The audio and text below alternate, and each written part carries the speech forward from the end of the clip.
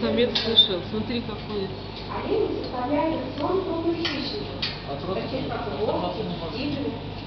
Когда перемещаются Вот этот самец ходит, дерется. эти животные стаями А она там сидит. движутся следом. Вот она там сидит. Часто они отзываются Теперь поменялись они, это ходит. Да, точно поменялись они. Еще один способ спастись от зимних холодов и голода – перебраться в теплые Та такая края. толстая была, это. Как А это поступают поджарить многие сразу. люди, в том числе и животные. Осенью они мигрируют в районы с более благоприятным климатом, достаточное количество пищи. Воды попить, а как они? Видишь? Каждый живой организм обладает определенной изменчивостью.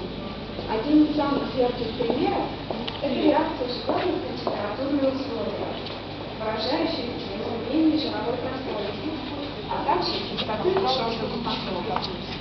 Такие изменения характерны не только для обитателей северных и медведевых широт, но и для более используемых животных. Например, это белые тигры, фазаны, страусы и другие.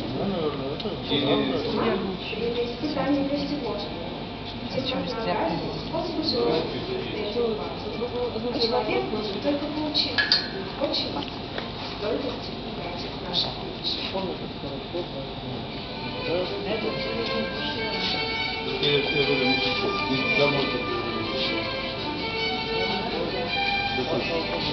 А сейчас пол. Это вот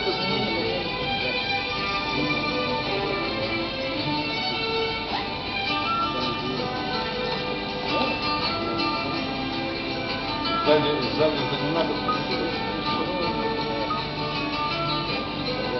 А дура, вы так воруете?